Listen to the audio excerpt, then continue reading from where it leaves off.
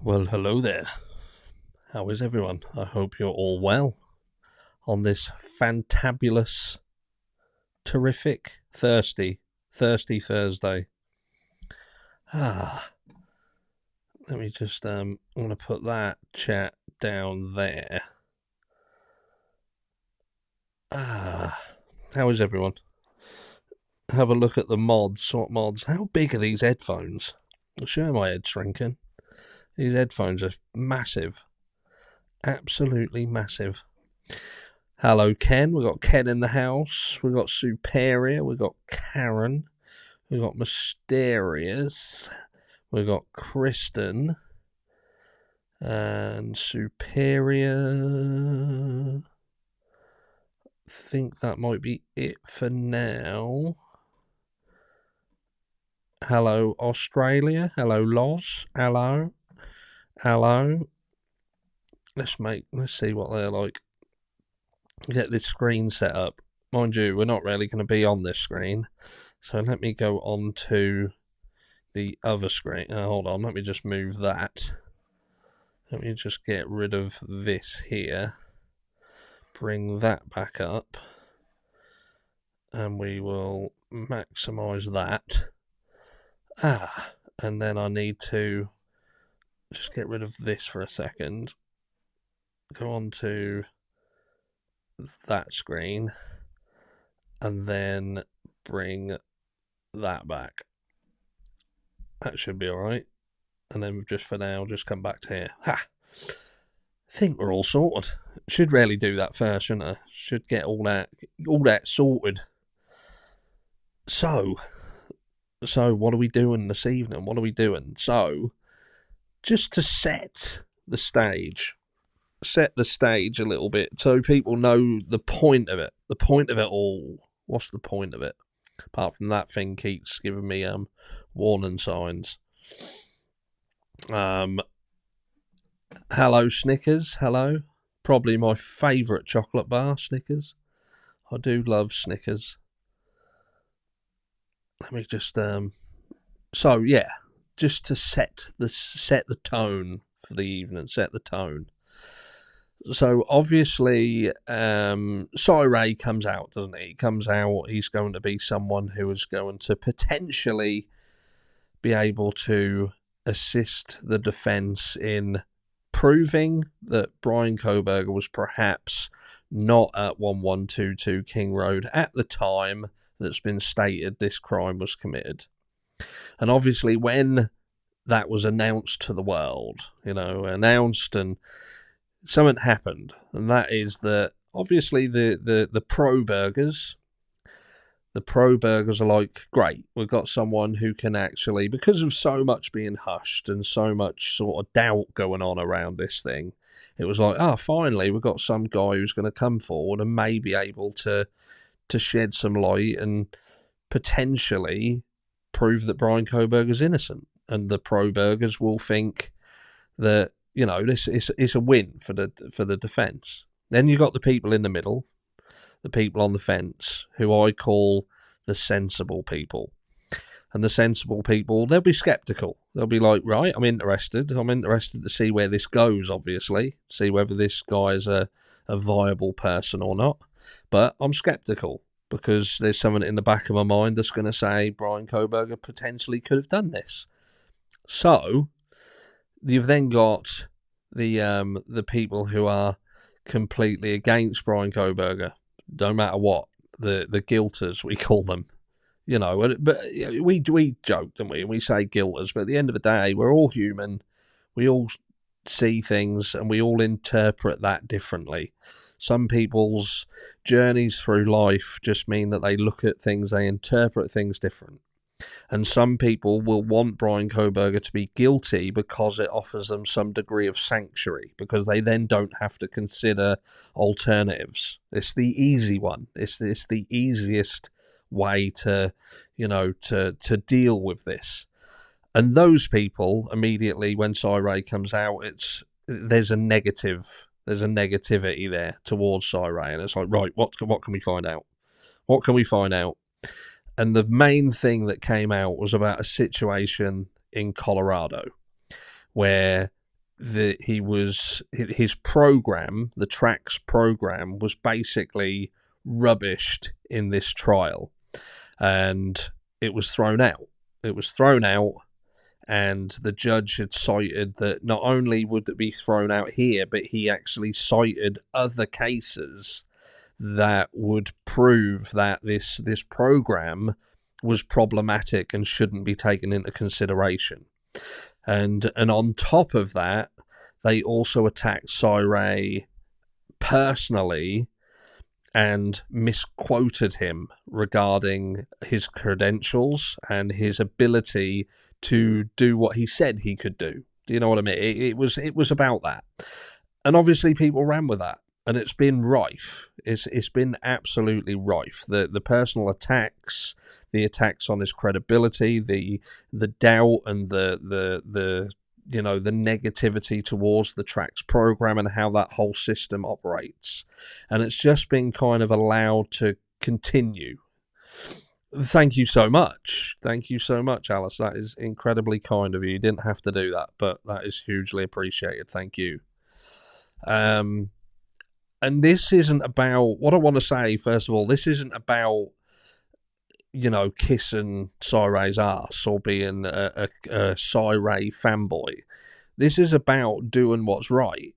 This is about coming forward like we do when I talk about it, and those of you who have been around the channel a while, you'll have heard me say this often, and that is that we try and balance the scales. There's so much hatred, there's so much negativity towards Brian Kohberger, but I consider Brian Kohberger at this stage, he should be given the ability to be seen at this stage as someone who has yet to go through the process and be found guilty or innocent. And in fact, it's the way that the prosecution have handled things, and the hiding of stuff, and all of the stuff that we've seen and that we have been privy to, that has led me to believe there could be an alternative. There is a real chance that there is an alternative to this, and I just personally haven't seen enough to condemn him. But I fully appreciate why some do.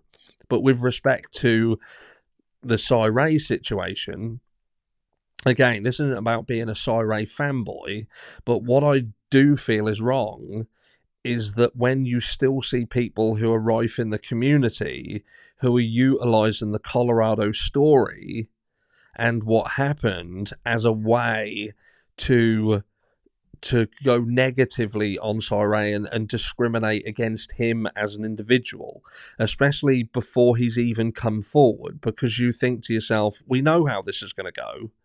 He's going to come forward as a witness for Brian Kohberger, and he's going to talk about it, and people are immediately going to be bad-mouthing him in the comments. They're going to be, attacking what he does. They're going to be attacking the system. They're going to be attacking everything. So Cyray then releases a video, and he is on video with Kerry, and he talks about this Colorado situation. And what I learned from watching that, and I've watched it 3 times, is that the way people are pushing that out is absolutely wrong. Absolutely wrong.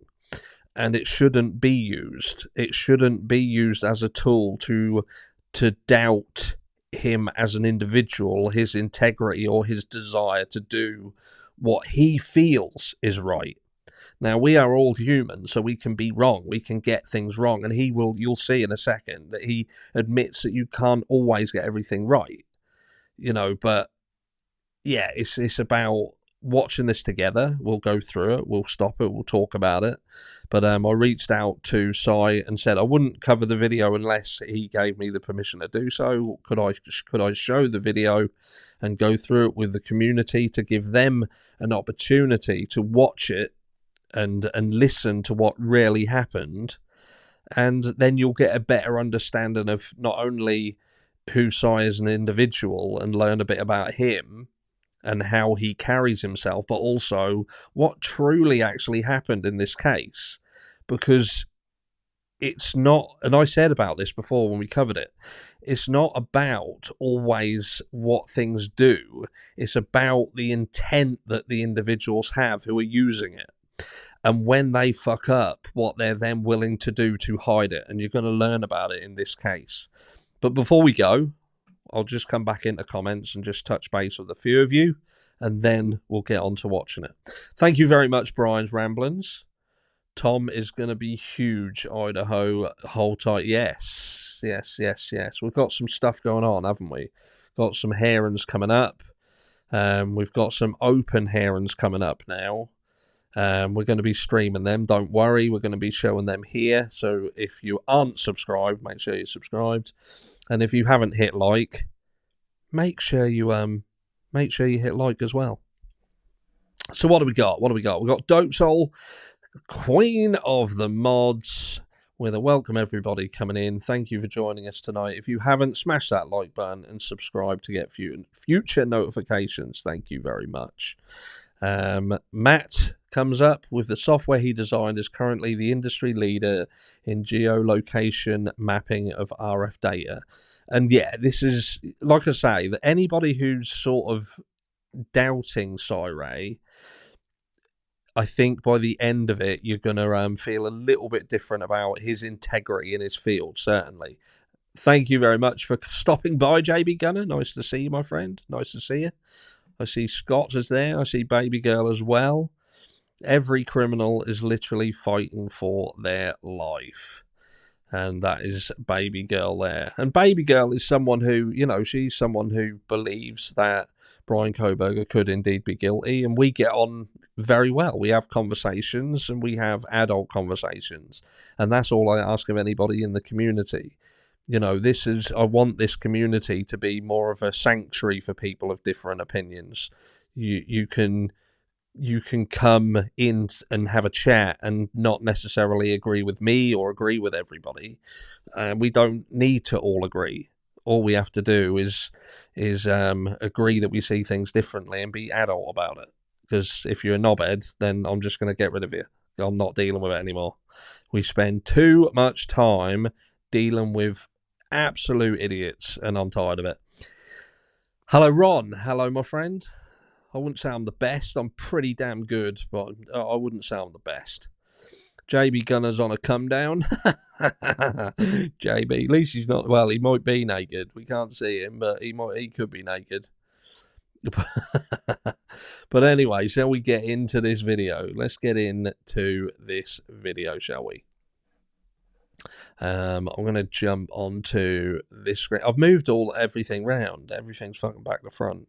So is that right? Let me just check that is in the right place. I think it is.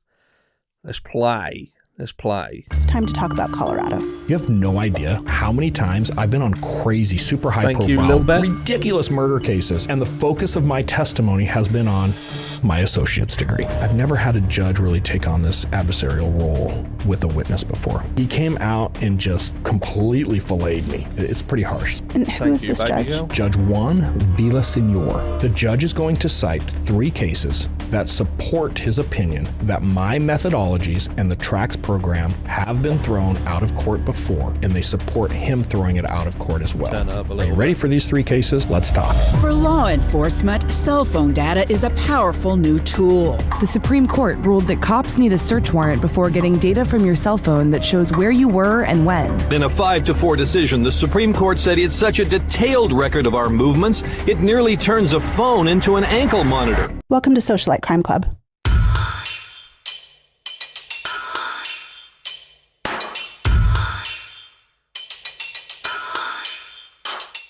Let's air out Colorado. It's time. Can we talk about clown shoes instead? No, we'll save that fool for next week. It's time to talk about Colorado.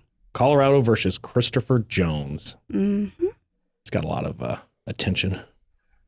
Does have a lot of attention. You are quite the subject of scrutiny in this matter. Yeah, so let's talk about Christopher. Number one, this is a 2022 case. I believe this was August of 2022 is when this hearing happened. Christopher Jones, fairly common name, so we don't have to identify any individual necessarily, but just Christopher Jones in general. He was charged with 3 counts of stalking, and this is all related to a violation of an order of protection, which also triggered a bond issue. Okay. So if I'm reading the history back, and we'll get into why I have to read through this history, Christopher Jones and his fiance broke up. There's something that happened that he got into some trouble. She files an order of protection. Okay. I think he must have got arrested because there's bond in place. So clearly he had to bond out. Mm-hmm. Allegedly, he violates this order of protection she has, which triggers the issue with the bond as well. So he's getting the stack of charges of stalking, which is also a violation of the order of protection, which triggers the bond. If that makes sense. That does. So if the stalking charge goes away, everything else falls off as well. Sure. Makes sense? Mm-hmm. Far as, and this, I know you're going to ask me because you always do. I don't know the other issues with him and his fiance. I don't care. It's not my business. I'm not going to get into that. Okay. But it's just so. I know it's juicy, but I'm not getting into it. I don't know what it is. Okay. Here's what you need to know. She reports to law enforcement that she saw Christopher Jones drive through her apartment complex, dun, dun, dun, in violation of this order of protection. And how so? Is there a certain amount of feet that he can be from her, or? That's a good question. Yes, 50 meters. So I think maybe it's probably 50 feet because it's a U.S. court. So it's probably 50 feet. She can't, or he can't be more than 50 feet from her or her apartment. So even if she's gone, he can't be within 50 feet of the apartment. Okay. Which is kind of weird too, because I don't know, driving through an apartment complex would necessarily violate the 50-foot rule. You'd almost have to drive right by, unless the entire complex is protected. Right. I've had similar issues come up where a woman had an order of protection against her spouse, and she actually called him into the police because when he dropped off their child for their custody exchange, he violated. He parked on the wrong curb, which put him closer to the house. Yeah, absurd, right? And there's always layers of nonsense within this, and we probably should clear this up a little bit. I think where law enforcement attached to this really quickly, like, oh, even if he's close to the apartment, there's an issue here. Mm-hmm. Christopher lives in Cheyenne, Wyoming. Okay. The fiance lives in Fort Collins. So that's about, what, in half an hour? Yeah, so minutes? I think they're thinking, hey, if he's just anywhere near the apartment complex, why would he drive all the way from Cheyenne to this apartment complex, unless, of course, it was to stalk her. But there's some information that needs to come out with this. Christopher has a job in Johnston, Colorado, which is just east of Loveland. So it's south of Fort Collins. So it's a little bit further. It's about an hour. So just stop for a second. Does everybody know what's going on here? So obviously he's talking about the actual Colorado case and what is actually the what the case is about. And it's basically about a guy who's got a restraining order on his he's not allowed to go near not only his ex-missus, but not even her apartment either. So yeah, that's basically it. There's a restraining order. He doesn't know any of the details at this stage. You're going to find out more as it goes on, but that's basically what this is about. That she believed that she had seen him near her property, and she reported it to law enforcement, and they're in there now. So yeah, that's what it is. I don't even know what fucking day it is. You're like me, my mate. I don't know what day it is either half the time. So that's where we are so far. If you've got any questions at all as we go through, just ping them in and I'll pause it and go through them. Hour 15, so maybe? Every day that Christopher goes to work, he drives from Cheyenne through Fort Collins to Loveland. Okay. So he would have a reason to be there if he's coming and going from work. Sure. The other issue with this case, Christopher Jones is a driver for FedEx. His route includes the city of Fort Collins. Okay. He has a reason to be driving around Fort Collins. Now, she's going to say, I didn't see him. I just saw his truck. It's a red Dodge truck. I want to clarify, go back. So you said because he has a job at FedEx, he would have a reason to be there. He would have a reason to be passing through the Fort Collins area to get to Loveland, not to be at her. His delivery route includes the entire city of Fort Collins. Anybody who sends a FedEx package to any address in Fort Collins, he could potentially deliver it. Right. So I also need to clarify the sighting of the truck. She didn't see Jones. She didn't see him driving. She saw his truck, and she describes the truck as a red truck. Fort Collins does a little bit of research, and they figure out it's a red Dodge truck. So Fort Collins PD is going to do the investigation. I have a question. Did she see the truck from outside of her apartment, or was she inside her apartment when she saw a red truck passing through the parking lot? I don't know. In the report, it says that her and her son saw this red truck drive by. Okay. Where they were at in the apartment complex, I don't know. I do know that their view was blocked enough that they could not identify a driver. Okay. So as Fort Collins begins this investigation, they find that the apartment complex has video surveillance. Okay. So they're going to pull video surveillance and they're going to review it. And sure enough, around the time she says this red truck comes by, there is a red truck going through the parking lot. Okay, so they did some due diligence. They did, except for the problem is it's a red Toyota. And Christopher Jones drives a red Dodge. In addition to it being the wrong make and model, it has a camper shell. And the victim in this case even admits, no, he doesn't have a camper shell. So they know it's not his red truck at that point. Okay, so closed. We're good. Yeah, you would think, right? So this is important at this stage. And what you want to do as we go through this, you've got to try and think about this case, what we're talking about here, and pair that with the Idaho 4 case. This is what you've got to try and do. So with respect of in this case, what they're saying is that the female saw this red truck, she believed that was him, and that's how he's gonna end up in court. But they already know, law enforcement know that the red truck isn't him. So at this stage, law enforcement know that this red truck is not his red truck. So much like in the Idaho 4 case, you could say, right, law enforcement comes along, this white Hyundai Elantra that they believe is Brian Kohberger's, and then at some point they find out that actually the white Hyundai Elantra isn't in fact Brian Kohberger's. Like someone said in chat just then, maybe this one had a sunroof, maybe it had tinted windows, and Brian's doesn't have a sunroof, it doesn't have tinted windows. But that's where we are with it. In this case, law enforcement, it's important to understand that Cy Ray doesn't know anything about this case. He doesn't know anything. At this stage, he knows nothing. And law enforcement, based on their investigation, they know that this red truck is not the red truck for this guy. So at this point, they should have withdrawn and been like, you know what, this is wrong. Thank you very much, Madam Von Cook. So glad you're showing this. Cy Ray is transparent and explains very well and even provided receipts. He does. And this is going to get very, very interesting. If you haven't seen this, believe me, by the end of it, and remember why we're showing this, because this is the case that everyone are using to claim that Cy Ray is not someone who should be listened to in the Idaho 4 case. And that's where we are currently with it. So let's continue. So remember, law enforcement at this stage, they know the red truck does not belong to the guy who's being accused of being where he shouldn't be.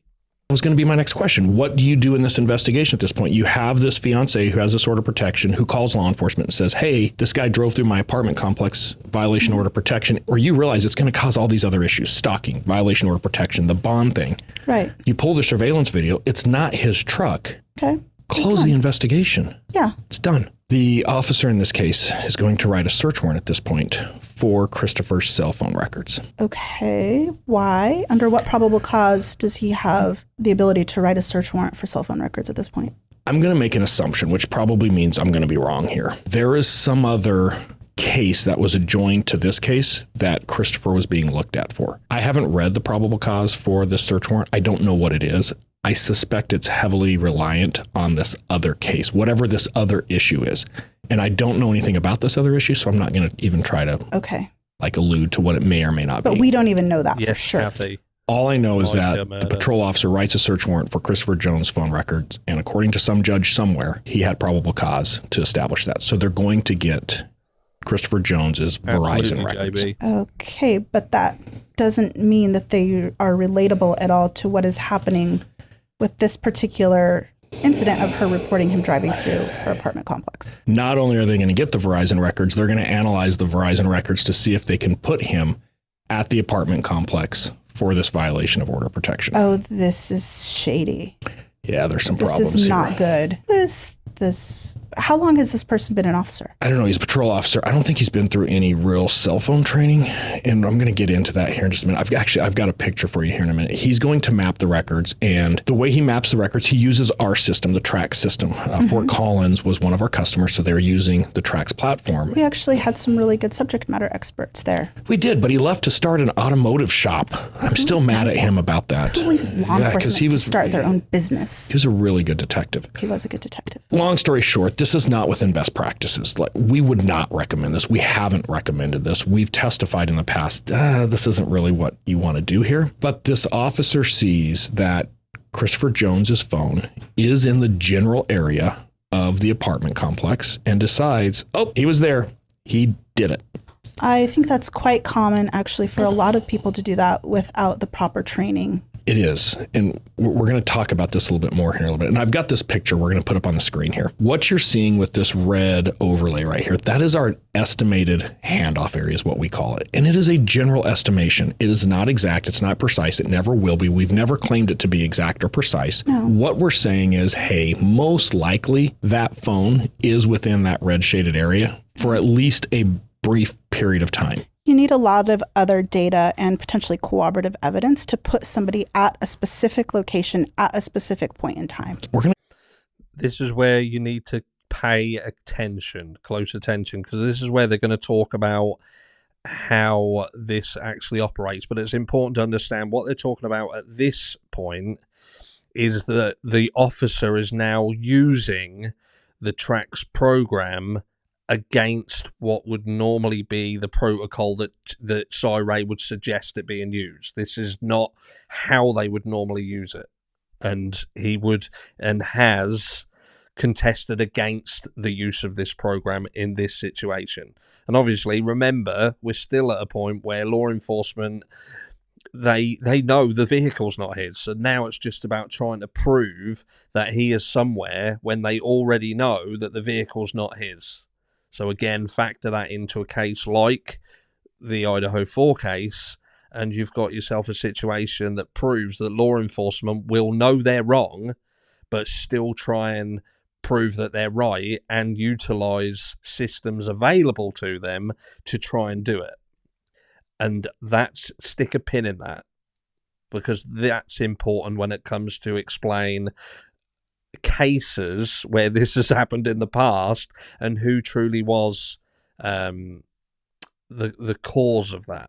Come back to that, but it's really interesting. If you look at these records, I could tell you right now that this phone is probably on the freeway that's going up the middle of the screen. That's I-25. The call prior to this was actually quite a ways to the south. Well, the azimuth line is headed directly towards the freeway. Yeah, and for those of you at home that don't know what azimuth is the direction that the antenna is pointing. You kind of see a black dot at one side of that overlay, and then there's a black line that extends across there. That black line is representing the direction that the antenna is facing. And the problem here, and it's really clear when you look at the records holistically, is the prior call was south quite a ways. The only way he's getting from point A to point B in Fort Collins, anybody who's driven through Fort Collins, he's got to be on I-25. Right. I have a little icon here, a little house icon. That's where the victim's apartment complex is. So based on this image... Well, she's not a victim, really, because... She's got an order of protection. She's a victim. Right, but he didn't drive by her house. She's not a victim of this crime. Well, we don't know that yet. You're jumping ahead. Well, based on what I know from the evidence. So basically what's going on here is based on what you see right here, they filed the charges. I would not have done this. I would not have recommended this. And this is very reckless. I would actually testify against this. If I saw this happen, I would be like, no, you don't want to do this. This is not a good thing to do. Right. Jones has a little secret, though, that I don't know, either they didn't know or they just weren't paying attention. And Jones comes up with the classic defense, wasn't me. Mm-hmm. And I can prove it. And what Jones says is, hey, I'm driving a FedEx truck. My FedEx truck that day has GPS. So this little picture right here, the date and time of that connection right there, I'm in my FedEx truck. My FedEx truck has GPS. Oh, by the way, here's the GPS. Oh. Boom. So he provides the GPS. And typically any type of fleet GPS is very precise. 3-meter accuracy. It's like what you get when you're doing turn-by-turn navigation in Google. Nice. Okay. So I'm going to add to what we've got here. Notice we're back to this picture. You can see the red shape there on the screen. You can see the victim's apartment. And to your point earlier, if you follow that black line that goes through that overlay, past I-25, there's an intersection up towards the top there. It's got this red dot on the right side or the east side of the freeway up there. That's a business complex where Mr. Jones is making a delivery to a business. At and around the time that she was saying. At the exact same time. Oh my gosh. And he's in his FedEx truck. He's not even driving a red truck. And we can corroborate him being in his FedEx truck with him clocking into work that day, I'm sure. Not only clocking into work, but all the deliveries he made, like they give him the little, little pads. There's no doubt he is working. Like when Amazon takes a picture of the package that they deliver at your door and shows the time that it was delivered. Exactly. 1,000%. There's no doubt Christopher Jones is working that day. He's in his FedEx truck. He's making deliveries. And that red dot east of the freeway is where he is at the time of this delivery. Got it. Oh my gosh. Tracking? Yes, I'm tracking. This is a terrible investigation on behalf of this officer. It goes forward. Which makes me very angry because you've eaten 1,000 shit sandwiches because of his poor work product. We'll get to that. You're jumping ahead again. I did not know most of this. Yeah, and that's interesting. A lot of this has never gone out. The mainstream media really picks up bits and pieces of what they want to report. They want that headline. And we've got an episode coming up about headlines and why you got to be really careful with headlines. But I think most people in America are these days. But more importantly, there's a lot about this case nobody knows because it's technical, it's complex, and it's much easier just to talk a bunch of crap than actually dig into the truth of what happened on this case. Sure. But they follow through with this. And it is beside me, and I don't know all the details of this investigation. You mean they follow through with using the phone records? Yeah, they're charging him. They've indicted him. So again, where we got up to this point. So law enforcement knows it's not his truck. No, they know it's not his truck. They knew that right at the start. They carried on going and started to use the track system to try and put him in the area where he shouldn't have been. The guy has then he's then said to him, I've got GPS on my van, and given them the GPS, and they're still going ahead with charging the guy. They're still going ahead. So this is there you go. This is a situation where proves that law enforcement, when they've got their eyes set on someone, even when they know that's not them and they're gunning for them, rather than hold their hands up and say, look, we got it wrong, they're going for it. Here we go. Going to court. And again, I'm going to clear myself a little bit from being too judgmental of that because I don't know the other case. I don't know the underlying case that they're also looking at. And I had nothing to do with this case at this point. So I'm fat, dumb, and happy in a whole different state. I know nothing about this case at this point. I'm just kind of doing my own thing. Now, I want to clarify, mistakes happen. I have screwed up cases before. Right? It happens. You overlook something. You didn't find something. You thought you saw it one way. Then you look back and, oh, crap, I was wrong. Sure. And obviously the thing to do is say, I'm wrong. At the end of the day, everybody's human. We're all going to make mistakes. You got to just own it. Well, and you do that prior to trial. You talk to the prosecutor. Preferably you do it prior to trial. Yes. Yeah. So law enforcement could have seen this and been like, oh, you know what? We're wrong. We don't want to proceed with this charge. Very strong evidence. We didn't really understand what we were doing with this evidence at that point.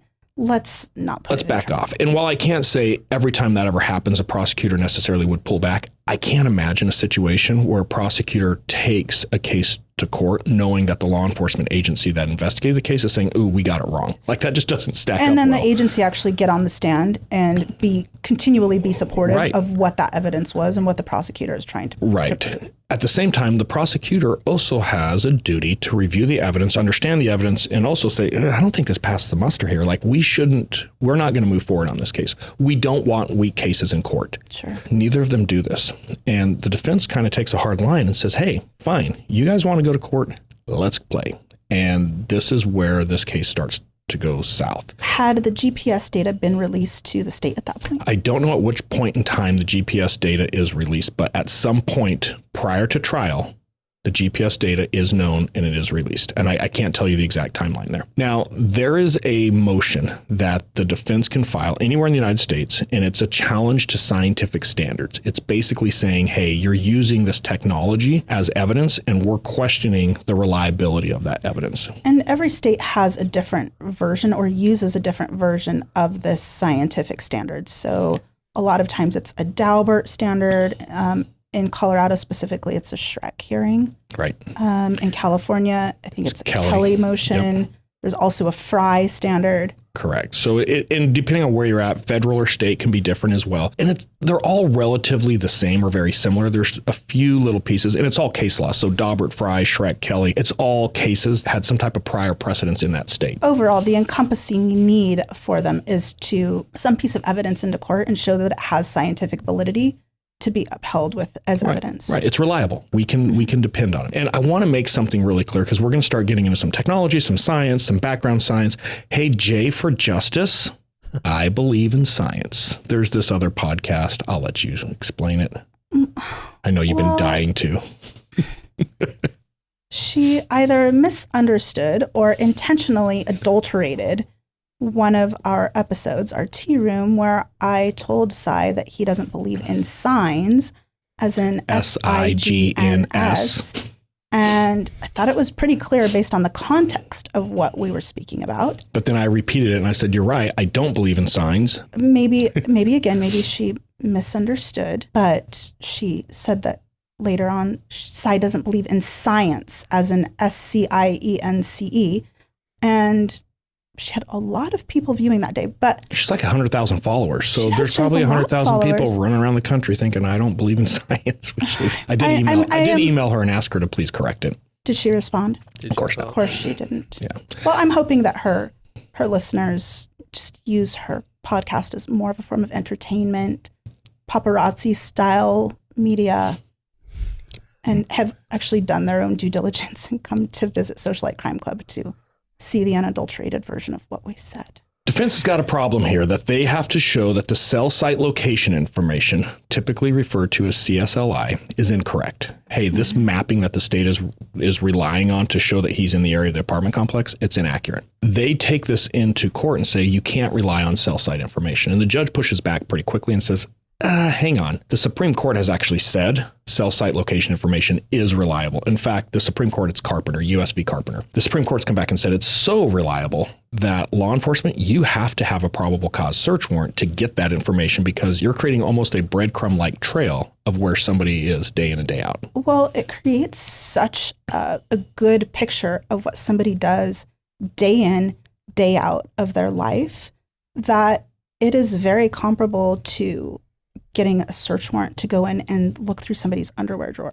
Right. The intimacy of what you can find out about a person's everyday life through cell site location information is absurd. So at that point, the defense changes its argument and says, okay, we're not going to attack cell site location information. We'll just attack the mapping, which in this case is the TRACS program. So in court, they start talking specifically about the mapping. At some point, somebody brings my name up of, hey, it's this guy who created this travesty of a program. He's the guy. And the judge actually tells the prosecutor, hey, if you want to go on with this hearing, I need to hear from this guy. This guy needs to come in and testify on this case. And who is this judge? What's his name? Judge Juan Villaseñor. So, and this is where the first he hears of it. And this is the judge who we're going to learn about. So remember, at this point, Cy knows nothing about this case whatsoever, but he's now about to find out. But yeah, I just had to ban that jabroni because he was getting on my nerves. I gave him a few free shots, but he was beginning to get on my tits, so I got rid of him. Let's check it out. Villaseñor. Jesus, I'm gonna go open another beer. Yeah, Villaseñor. And yeah, you learn quite a bit about this guy, which is quite interesting. But he did start this fight. Okay. So I get a phone call out of the blue. When I say fat, dumb, and happy, we went through a little bit of a... transition. I call it a sabbatical. It was a life transition. Yeah, we had sold our business and we weren't sure what we were going to do next. And we were just kind of hanging out. I was trying to get out of court. I was kind of done with testifying. And we get this phone call. I had about a 2-day notice of, hey, you have to testify in this case to explain the TRACS program. We don't need any testimony about the investigation, nothing about law enforcement. We just need you to talk about the TRACS program. I'm like, okay. I think I do remember us sitting down drinking wine and talking about what we were going to do with all of this new spare time that we had. Yeah. It's really exciting. Yeah, that didn't work out. And then it got depressing. So basically what I'm being told is that in Colorado, there's a Shrek hearing, which is the scientific challenge. And I am being requested by the judge to testify to how the TRACS program works. And that's it. That's the only thing. Okay, but that's not uncommon. You do that all the time. Yeah, and it's super, super common. In fact, we do it so much, we've created a website, and we did this years ago, called standard.zetx.com. It's still there today. It's pretty much accessible for anyone to go view. It is public facing, and we did that very intentionally for these hearings. And there's a video on there, maybe an hour-long video that explains our mapping process, why we do it this way, the scientific reliability behind it. And then there's a whole bunch of attachments that you can download of different scientific journals and different reports from other experts that corroborate and support what we do mapping-wise. And that's the whole reason we made this website, is so when prosecutors like this call me and be like, okay, go watch this video, download this stuff, here's what you need for your case. Mm-hmm. It's a Zoom one. I've got to testify via Zoom. I'm not going to sit here and explain what is about to happen and just tell everybody, trust me. That's good. Nobody it's never should a trust good sign. No, anybody. no, don't trust anybody. Everyone is suspect. So we're going to put transcripts, different things that I'm about to talk about are going to be in the show notes down below. We're going to have links. Anybody can go in. I'm going to put my transcripts of what I said in this hearing publicly available. Oh, interesting. You're being transparent. Extremely transparency, because transparency is what wins the day. If there's nothing to hide, there's nothing to hide. What a concept. Right. So hearing number 1, we're going to talk about how this hearing starts. By the 7th question from the prosecutor, and when I say the 7th question, you have to remember the first 2 are, what is your name, and spell it. So that's pretty easy. Yeah, it's going to happen pretty quick. Within probably the first minute or 2, we get into my education or background. We're going to talk about this a little bit as we go forward here. I have an associate's degree. The world knows now. You have no idea how many times I've been on crazy, super high profile, ridiculous murder cases, and the focus of my testimony has been on my associate's degree. I know, but our socialites don't know. Yeah. Okay. So I have an associate's degree. And you know what? I probably have enough college credits that if I just went back and combine them all, I could probably have a bachelor's next month. Mm-hmm. But I'm busy. And I'm not going to go get a degree in a field that I'm not working in. So long story short, I have an associate's degree. I testify within the first 7 questions. I have an associate's degree. We get into radio frequency, cell phone network engineering, other training and experience I have. And I was asked, what other experience do you have? And I droned on for probably 3 or 4 pages. People can read it on their own. So I feel like I need to explain just a little bit. I'm going to try to make it really quick. A lot of the experience that I had when it comes to radio frequency, cell phone stuff. Obviously, I've been working with cell phone records for almost 30 years now. Mm-hmm. But a lot of my career was also working with a cell site simulator. And what this is, it's a piece of hardware. It's a tool that law enforcement can go out in the field and find a cell phone, physically say that phone is in that house, or it's in that apartment, or it's in that room. And who has access to a cell site simulator? Well, number 1, good ones are well over $1 million. So not a lot of people. It's a law enforcement tool. You have to use a search warrant to use it. It is a very sophisticated piece of equipment because you have to mimic the cell phone network perfectly in order for it to work. So you have to go out in the field, you do what's called a survey, and you look at how that cell phone network is working in a particular area you think this phone may be at. And then you replicate that network, for lack of a better term, and I can basically create this fake cell tower that looks like it belongs. I drive around, this fake cell tower is now in my truck. I drive around, I get close enough to your phone registers to my fake cell tower, and I can actually start to figure out where your phone is at that point. It takes a lot of work to do it well. I mean, yes, you can just go through the motions and try to get lucky, or you can really study the call detail records that we're looking at to figure out, okay, I think this phone is over here. I'm looking at the area over there. I think that phone, if it's over there, would be using this frequency, probably this channel. And I can get better and better the more I do this. Well, and to continually get better and do it well, you have to be able to have that type of experience in multiple different types of environments. You do. And I tried to count them up. I've probably done this over 3,000 times. I've done it a lot. I've done it so much that one of the larger manufacturers in the world, we actually worked with them for several years developing this piece of equipment to work in the United States. So when I say I've done it a lot, it's not just me running around as a police officer. When I left law enforcement, I've actually worked with the manufacturers who build this equipment to refine it, to make it better, to make it recognize U.S. frequencies. As in actually understanding not only how frequencies work in Europe, but also how they differ in the United States. Correct. And so and again, the transcript is there. People can download and read it, and I get into details with all of this. We also worked with a company called DRT, which is Digital Receiver Technology. They were bought out by Boeing. And just another interesting thing with Boeing, in 2015, you probably remember this night. I do. I think it was June. In Washington, D.C.? Washington, D.C. I might have been in a pub. I might have had I might have been in a separate pub than you that night. We were. You were hanging out with some friends, and I was hanging out with some people that we were working with, and I might have had maybe a beer or two. And I don't remember the date, but it was the day that somebody flew a drone onto the White House lawn or to the White House, and everybody was freaking out about this drone getting to the White House. It was on the news in the pub. Yeah, and one of the guys that I was working with, and we were all doing work kind of in this field, he's pointing at the TV and he's like, whoever solves that problem, whoever can figure out drones, that's where it's at. And I was like, well, shit, we can track a drone. And he's like, you guys can track a drone? I'm like, we can track a phone, we can track a drone.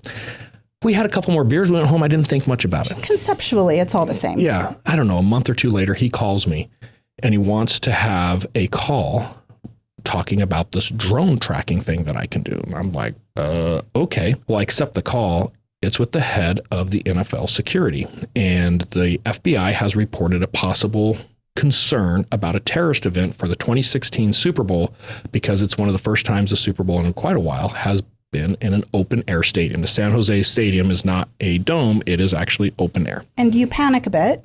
I panic a bit because that call turned very quickly. The NFL needs a drone detection protection system for the Super Bowl, and apparently you're the guy that can do it. Yeah. Not only you're it, but the NFL is being told by a very profitable large corporation that you are the guy to do it. A multi-billion-dollar company is saying, nope, this is the guy you want. And I hung up the phone. I thought, oh shit.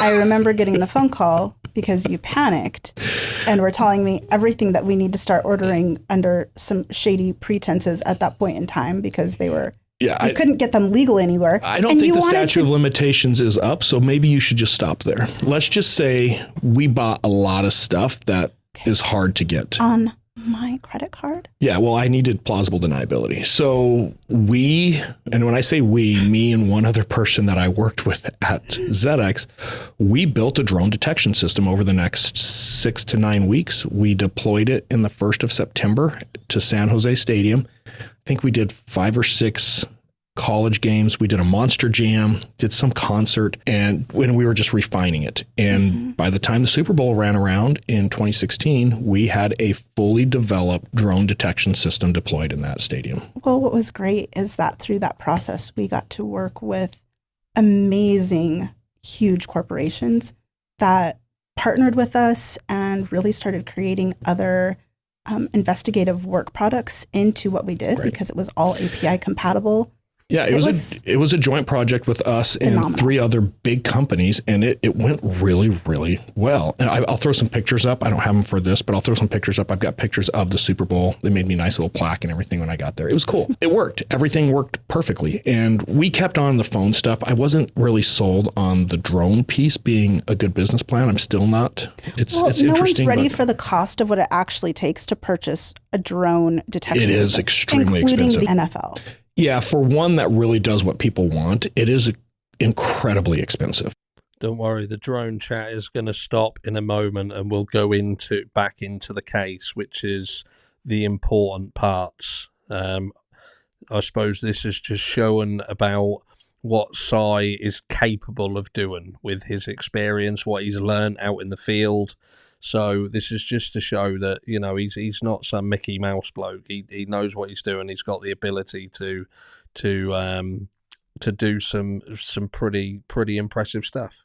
So long story short, the only reason I get into these things is I will get attacked about my education all the time. Oh, you have an associate's degree. How could you possibly know anything? You stupid caveman, right? Like right. I get that every time. Well, so Bill I have Gates didn't have a degree. Yeah, but I'm no Bill Gates. The point of that testimony, when people read through that, is I have to explain a little bit of training and experience of, hey, granted, I have an associate's degree, but I have significant experience in this particular field. Well, it's interesting that you're saying that, because I was actually looking at how people receive honorary degrees from different universities.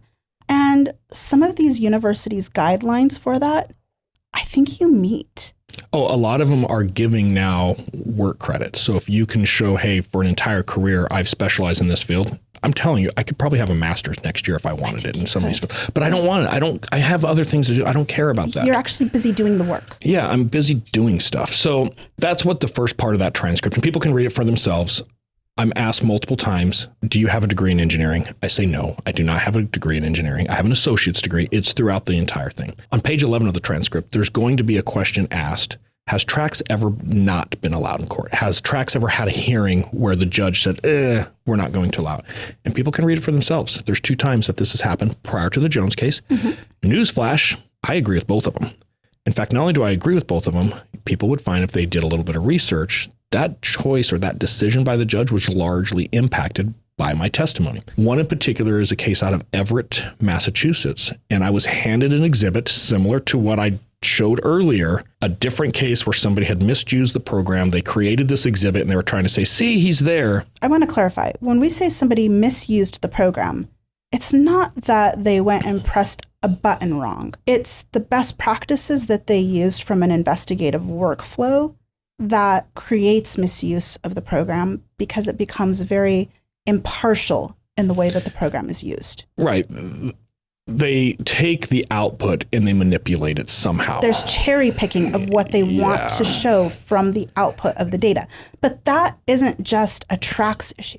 That can be done in any mapping platform. Absolutely. It is an investigative issue. And if people go back and review that testimony that I did in Everett, it's very similar to Jones. The first time I'm seeing really any details about that case is when I'm on the stand testifying. The defense had handed me an exhibit very similar to this case. And when I looked at it on the stand, I actually testified, this is very problematic. If this makes it in front of a jury, nobody in the courtroom did their job.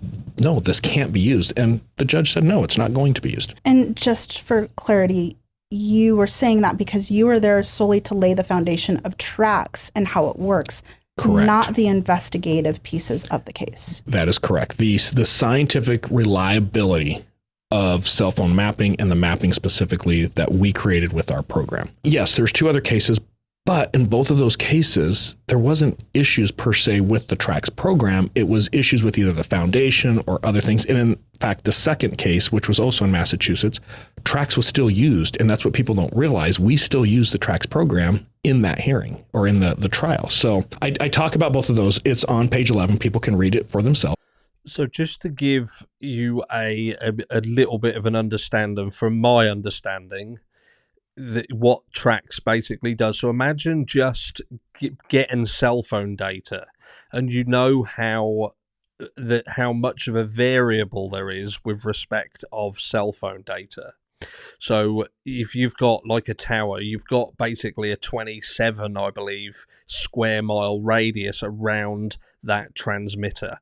So like the CAST report, for instance, will say that say point A and point B, well, because he was pinging off of this tower, that makes sense. He was somewhere in this area, which supports a theory that he was, in fact, at 1122 King Road.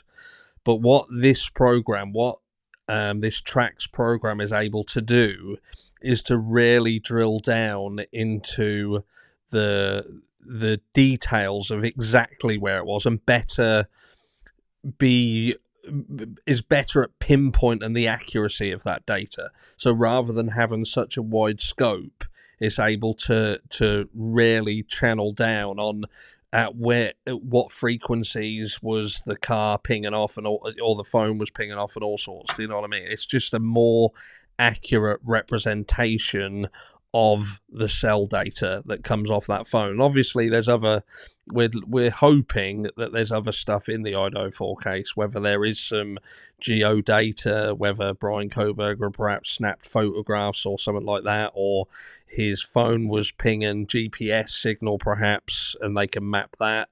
But from respect of the cell phone data, their claim is that they can get a better understanding of where that car was based on the information that they get from the cast, report. Or they can go out and drive test it themselves. But that, if you took notice earlier on when he showed that thing, he's got the link. If you head over to Socialite True Crime, their channel, and go on to this video, it was the last one they uploaded. All of his links are in the description of the video. But let's check it. Let's carry on. So then you can jump through to page 14, and we actually get into the algorithms or the formulas that we use. And you'll see in my testimony that I've provided this testimony over and over again. I think I've testified on cases like this. It's got to be almost 30 times now. So this isn't some secret testimony that's never happened before. There's a long history of this. You'll see that I state it's not proprietary. I see that all the time, that our system's proprietary, and that's why it shouldn't be allowed in court. It is not proprietary. We have put this out over and over and over again. We've published it online. We've created classes that are publicly facing. We're very transparent, very transparent. It's testable, and that's the biggest thing. If you think that there's a problem with the program, you can test it, and we explain how to test it in that standard.zx.com. Not only shows you how to test it, we provide you some sample data that you can play around with and test yourself. That's all covered in 14. We get into the background of that. And then I actually demonstrate how we go through that process. And it's on page 20 of the transcript. What'll be interesting is if anybody jumps to page 20 and they read my testimony, you're going to see, for example, in this case, somebody could have done blah. And I explain how it could be tested in the case I'm testifying. Now, I'll say it again. I don't know anything about this case. I haven't seen any of the exhibits. I haven't seen the mapping. I'm just there to talk about how our program works. Sure. But in my testimony, I actually explain how they could test the accuracy in this case. Hold that thought. Which they never do. We're going to come back to that. Page 24, we're going to get into the intent of testimony and how law enforcement uses these records. I talk about best practices, and this is really important. I actually testify in this hearing. At no point should somebody take just this static shot of mapping and say, see, here's all the evidence we need, and run with it, which is exactly what's happening in the Jones case. So if people really wrap their head around the Christopher Jones case and you look at my testimony, it's actually really supportive for Christopher Jones. How did the judge not start putting this together between your testimony and a terrible investigation? We'll get to this.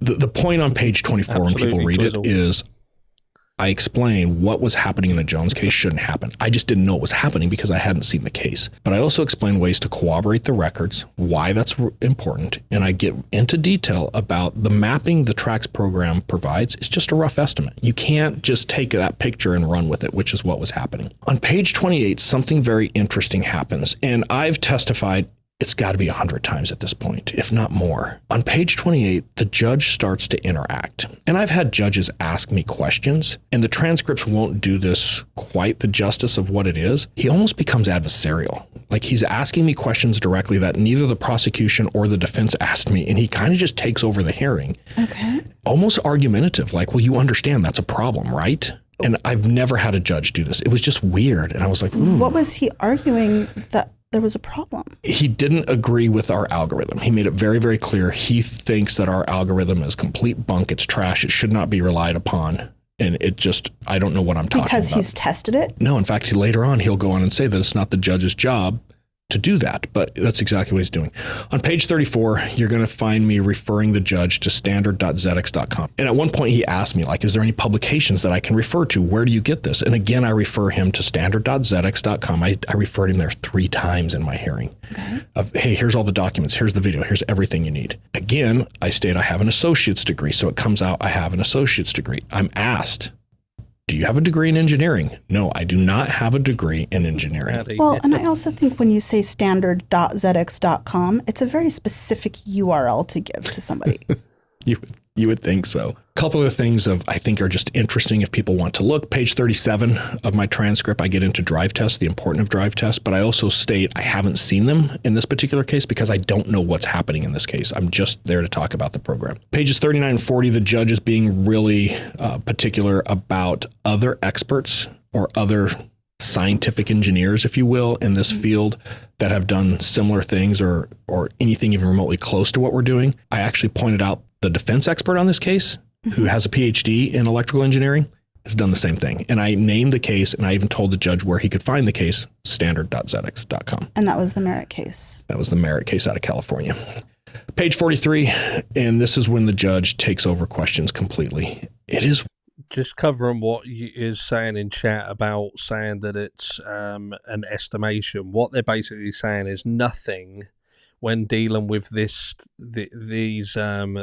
situation with cell phone and locations on cell data. You can't be 100% accurate. There isn't 100% accuracy. You wouldn't know that. There's no way of knowing whether you are 100% accurate because there are so many variables. There's so many things that can interfere with it. All they're saying is that their program makes a better accurate output than what just the standard report would be.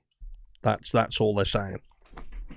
So where law enforcement may be able to turn around and say, well, he's somewhere in a 27 mile, square mile radius, this program can actually say, well, actually, we know that he was in this area here, which is a much smaller area, rather than the big. Imagine one massive circle and one report saying, well, he's somewhere in that massive circle. Their system can say, well, it was actually in that little circle within the big circle. And the argument is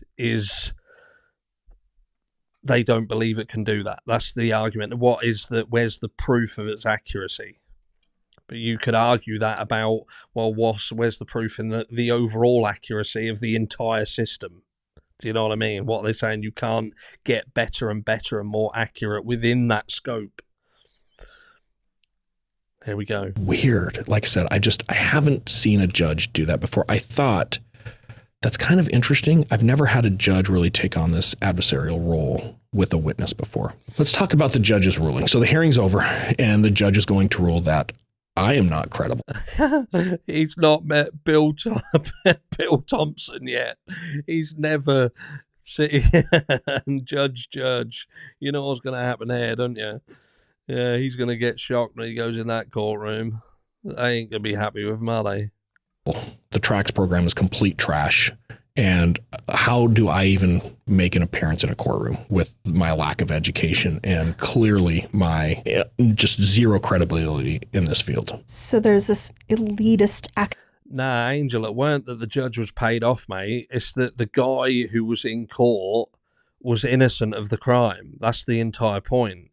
Now, Cyray would normally, his system would be used by the prosecution. So the entire system, what he has out there, this track system, is usually used by the prosecution, by law enforcement.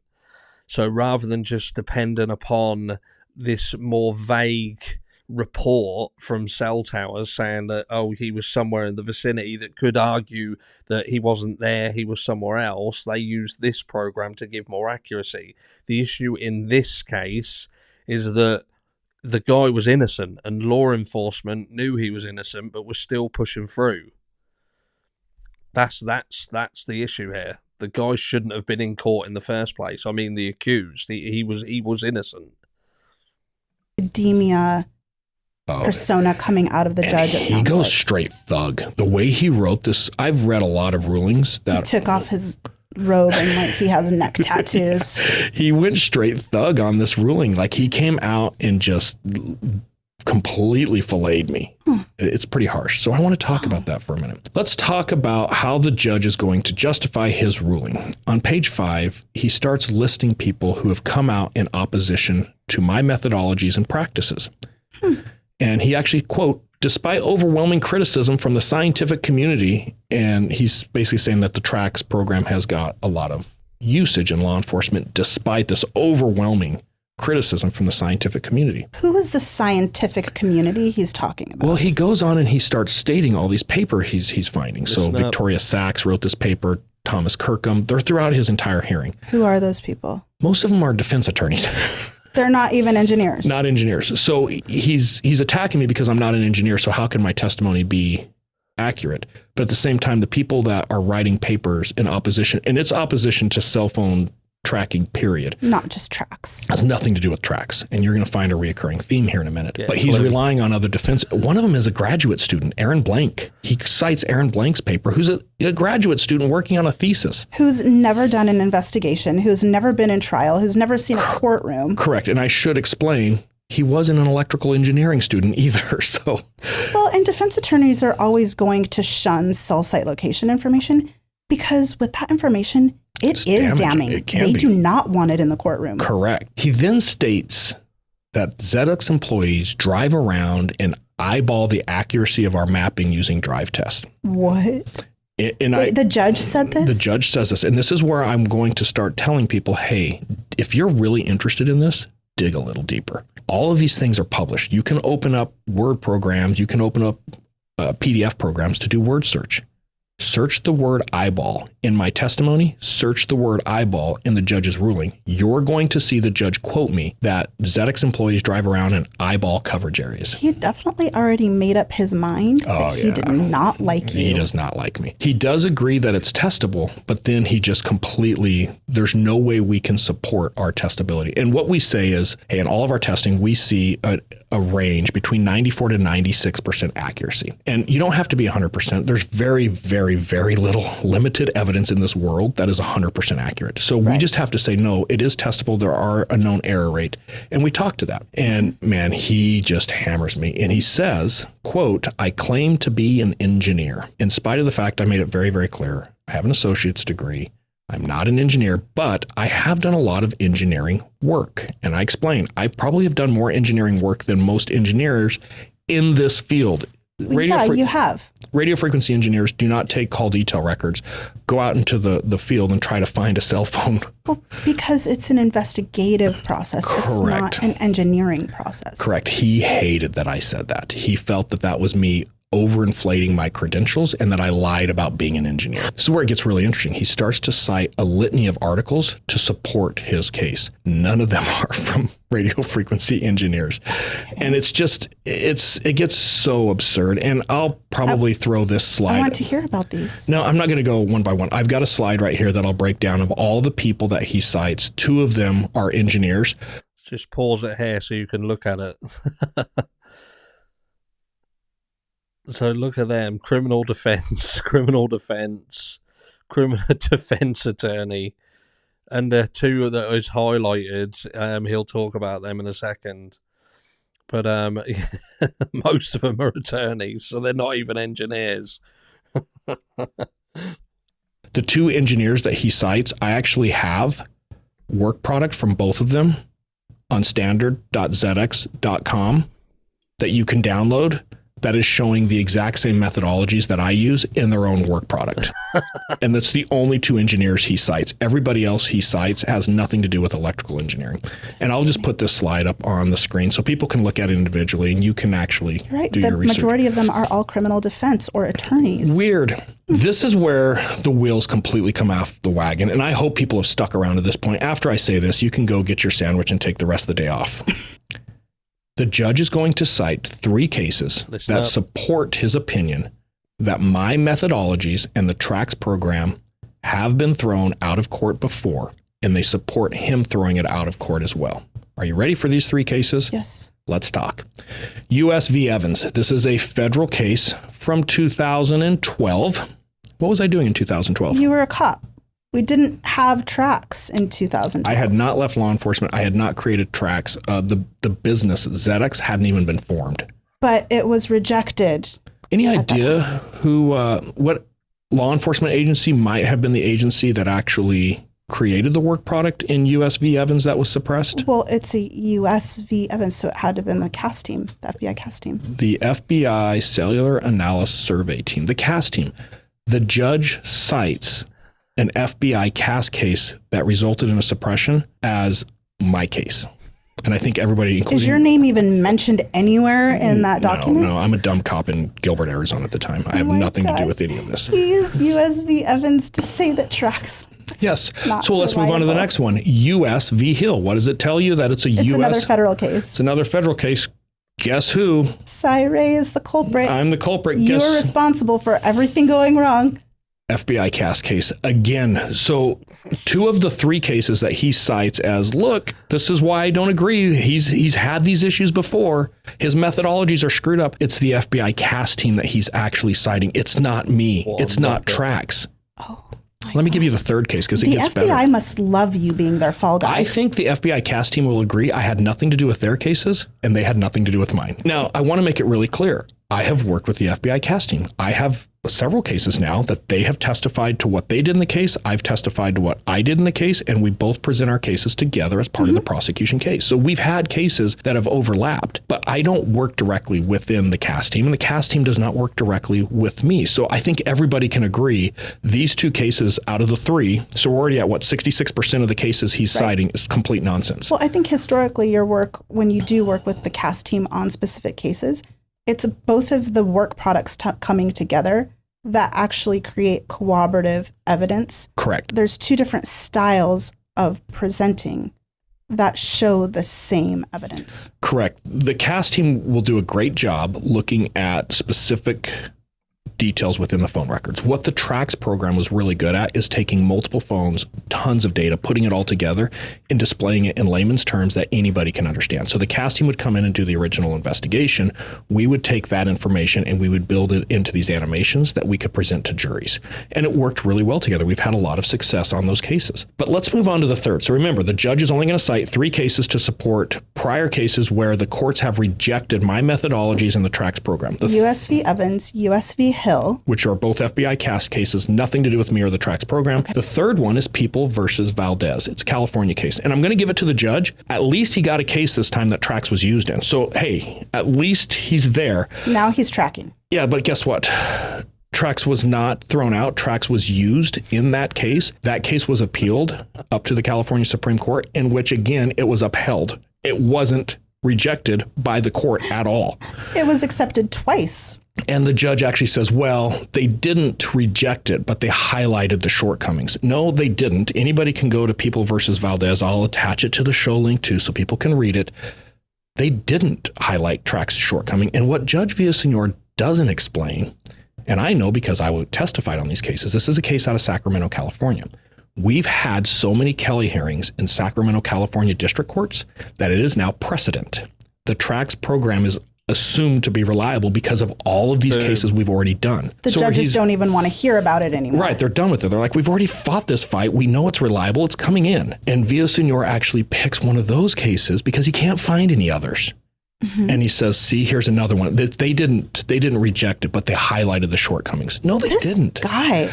He just isn't supporting what he's saying. And I'm going to go a little bit further here as we start to go through there. He then gets into that, hey, there's just no place in science for this. Nobody uses this shape. You'll see in my testimony, I actually tell the judge it's going to be really hard for him to read any articles on radio frequency that he doesn't see the shape that we use. Mm-hmm. And I'm going to skip to a bunch of stuff. That's standard.zedx.com. It's still up. It's been up since I think we started that in 2018, maybe late 2018, early 2019. Yeah. I cite it 3 times in my testimony. The judge actually says he couldn't find it. Maybe he needs a degree in search engines. I don't know. I can't. Let's circle back to accuracy. I say it could be tested. The judge agrees it could be tested. Mm-hmm. What do we have in this case? GPS. We have GPS data. You can corroborate it. We can corroborate it. Nobody did, which is painful for me to understand or watch as this played out because I didn't know about the case. Remember, I didn't know about the case. So I see this. Are you saying you also didn't know about the GPS? I didn't know about the GPS data until the day of the hearing. When I'm in the hearing, that's the first time I've ever heard about the GPS data. So this ruling comes out. I'm a terrible person. I'm a liar. I have no credibility in the court. You don't have a degree. He can back it up because CAS cases. So that you were never involved in. And I'm reading this ruling and I'm just thinking, this is such a load of crap. Like he literally misquotes me throughout. And again, I'm going to provide the ruling. I'm going to provide my transcripts. People can read it for themselves and see this. Don't trust me. Test me. Read it. But then I got pissed and I thought, hang on. I want the GPS data. Trax is testable. We have GPS data from the FedEx truck. What would happen if we took the GPS data and we overlaid it with all the Trax data and we actually tested the Jones case for accuracy? Mm-hmm. It's easy to do. And what I mean by test for accuracy is I can take all the GPS locations. They have a time and date stamp. I can take all of the phone data that has those overlays and I can line up the ones that correlate to each other. So I can say, hey, at this date and time, we know that the phone connected to this tower. Here's what the overlay looks like. Here's a GPS hit from the same time period. Is it inside that shape or is it outside of that shape? And we can actually see how often is the GPS outside of the shape we're putting on the map. And it is 100% testable. There's an interesting issue that happens in this case, and I'm going to show a picture of it so people can understand here. It might be hard to see from where you're sitting, but I've got one of these overlays on the map. And then kind of right down in the bottom center, there's some red dots. And there's some in a parking lot just outside of the shape. And then there's one like right on the line. And then there's some... If I populate all the dots, there's a handful inside. That's the FedEx facility that Jones works at. Okay. So this is an interesting thing where he parks his truck at the facility. So we're getting the GPS of the truck in the parking lot. Sure. But the building, which I believe he's in, is inside this building that's inside of this shape. So, and it's just kind of outside the estimated coverage area. Right. And the only reason I want to show this slide before I say what I'm about to say is I'm going to give this case the benefit of the doubt. If I look at when his FedEx truck is parked at the facility and I assume, nope, he's in the parking lot for the hour and a half or 2 hours that he's at the facility, just sitting in his truck. So we're just outside that shape. We have a 92% accuracy rate throughout the entire records of the Jones case. If I use a little bit of common sense and I say, hey, he didn't drive all the way to the FedEx facility, just sit in his truck for 2 hours and then leave. He's probably in the building doing stuff with the FedEx packages that are in the building. It dramatically changes the accuracy to 97%, which is actually better than what I testified to. The expert on this case, Poff guy, P-F-O-F-F. He's out of Colorado Springs, Colorado. And Poff pops up a lot in your life. Oh, he's a mess. He testified a few cases after this one, after I did this research. And I had the prosecutor ask Mr. Poff, hey, did you ever do a comparison on the Jones case to see how often the GPS was inside those overlays compared to outside? And he says, yeah, I did. It was like 50-50. I emailed him and told him he should probably recheck his stats. We then had him on a second case after that. You told him, hey, out of professional courtesy, I would really appreciate if you rechecked your analysis regarding the accuracy of Trax and how you came to a 50-50 conclusion. To which, by the way, he did not email you back. No, and in court, when he was confronted with that, he actually said that he was offended by it because I demanded that he change it. But then they followed up, well, have you looked at it and what did you find? He said, yeah, I was wrong. I probably shouldn't have said 50-50 because it's not. Because he would have perjured himself on the stand. Right. But what's interesting, and I'm happy to, if people want to look at it, hit us up. I'll send you. It's a Google Earth file, so you have to learn how to use Google Earth a little bit, but there's nothing to hide here. I'll be super transparent. In the case, the Colorado v. Jones case, the accuracy that the judge throws out can actually be corroborated by that case as better accuracy than what I testified to. This is so crazy. It is. And people don't realize this. I'm wondering if maybe with all of the links, you include a KMZ file. I can include it. If people get in there, it's Google Earth. You'll have to figure out how to use this little timeline slider that allows you to move around, but it's pretty easy. Now, remember, we'd sold the business. We weren't sure what we were going to do. And I got roped into this case and I thought, okay, I'm done with this stuff. I'm just tired of court. I hate court. I'm sick of it. You're always picked on. Yeah, I'll be there for some very egregious crimes and I'm the bad guy in the court because Judge Villasenor thinks that I'm a liar. And I just got to the point where I don't want to do this anymore. However, every defense team in the country jumps on this case and it really pissed me off. So I thought, all right, screw it. I'm coming back, and I went on about an 18-month road trip of testifying throughout the United States. And I think this is really, really important because, again, don't trust me. Don't trust what I'm saying. Look at the facts. I'm going to put 2 slides, and I'm going to put these on the screen as well. These are scientific challenges of the TRACS program and me as the founder and the inventor in my methodologies before the Jones cases. There's 15 of them here. TRACS was upheld in every one of these cases. After the Jones case, here's all the rest that were upheld. And when I say all the rest, I want to make something really clear. These aren't cherry picked.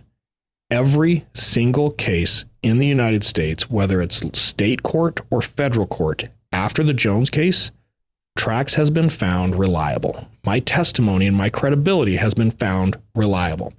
Not only has it been found reliable, there have been judges that have actually spoken out against Judge Villaseñor in their rulings. One in particular who stated, I don't know where he got what he got to make that ruling. So what you're saying is that Judge Villaseñor was unreliable. I don't want to say that because I do believe in court decorum. I'll say it. Yeah, but you can say it all you want. But here's the great thing. I don't have to say it. Don't trust me, folks.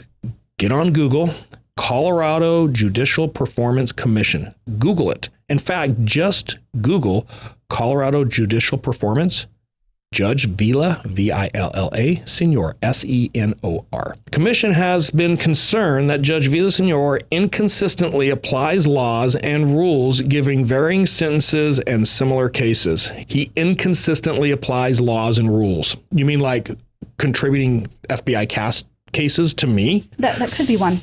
Yeah, Judge Villaseñor's communications have been demeaning, biased, and disrespectful towards attorneys and litigants. Remember when I said when he started going off, like I've never dealt with that. I've never had a judge take an adversarial approach during testimony like that. It was just really weird.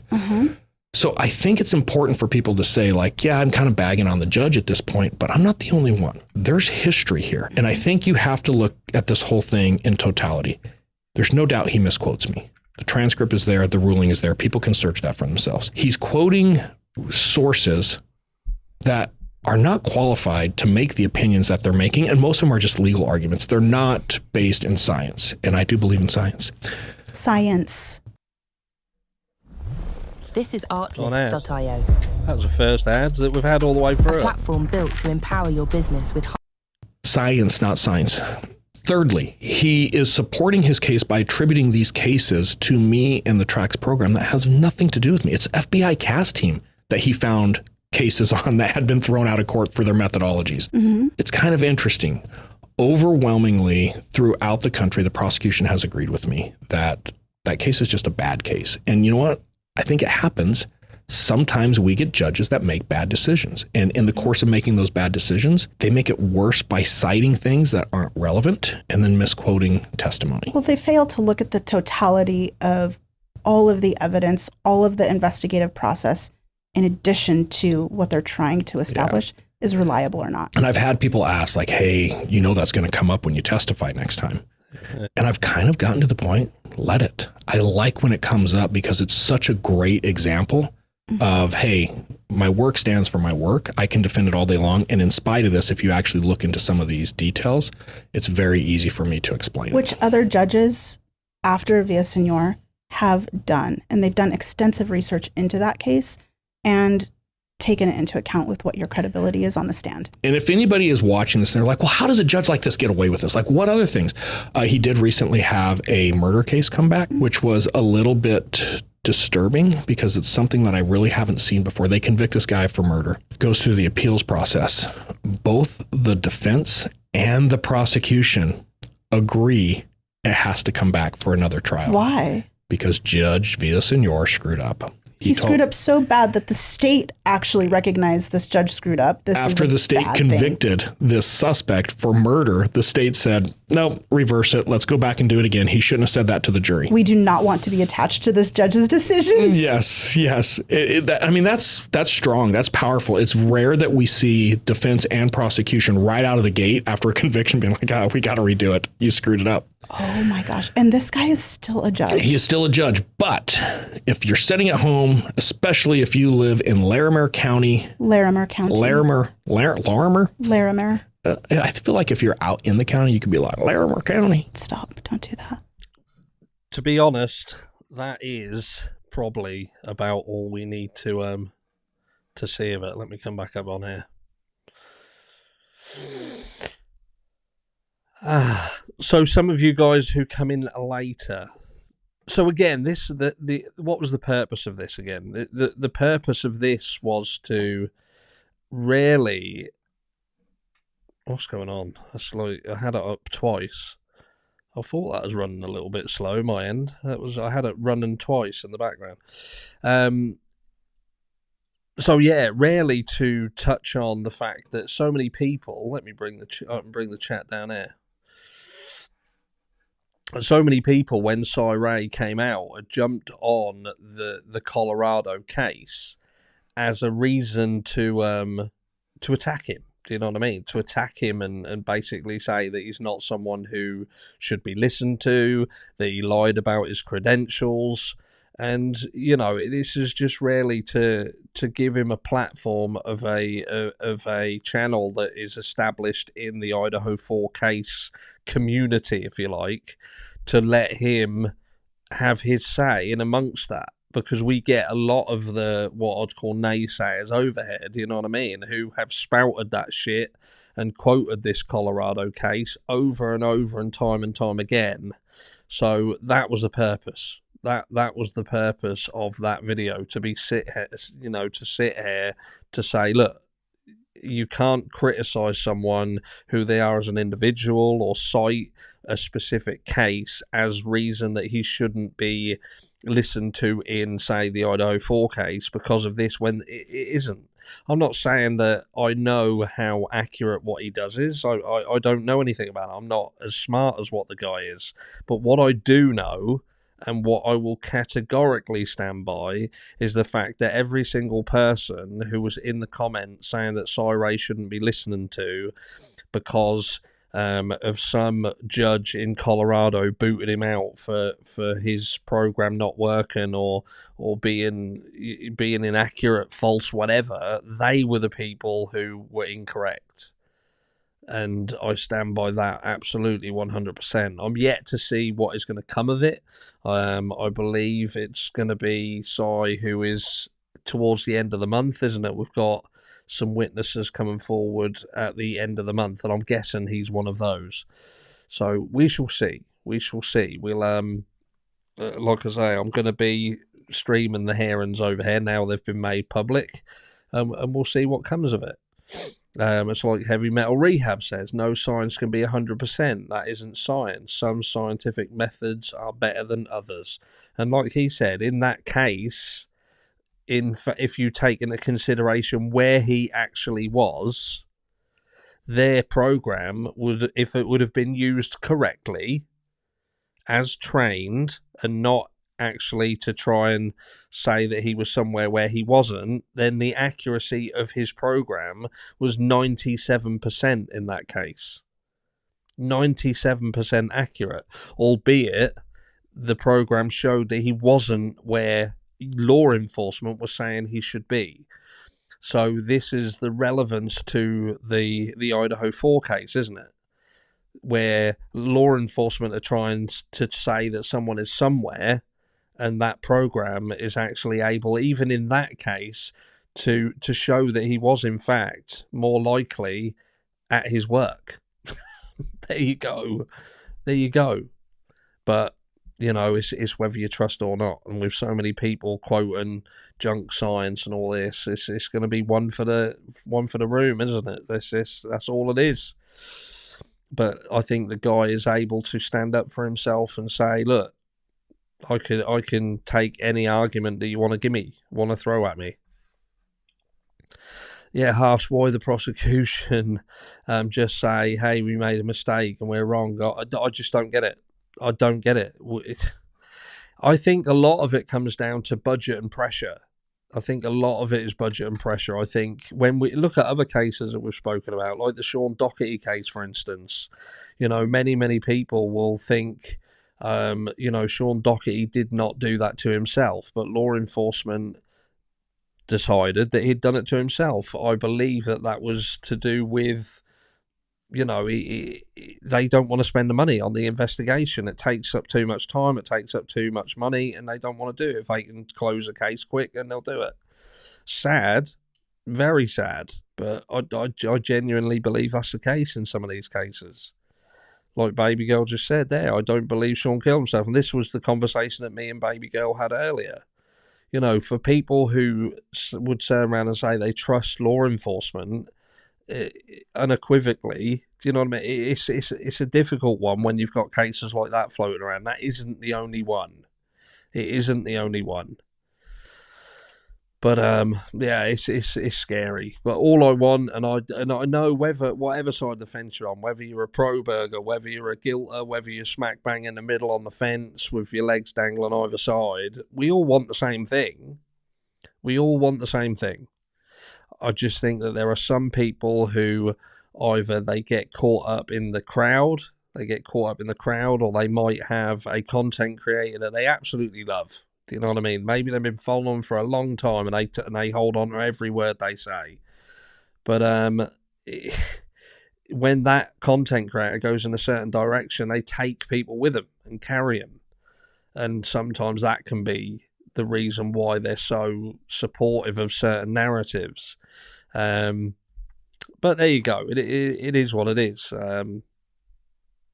That's all that tonight was about. It was about giving someone who I felt deserved a platform in amongst this community to have his say. And we've got some hearings coming up.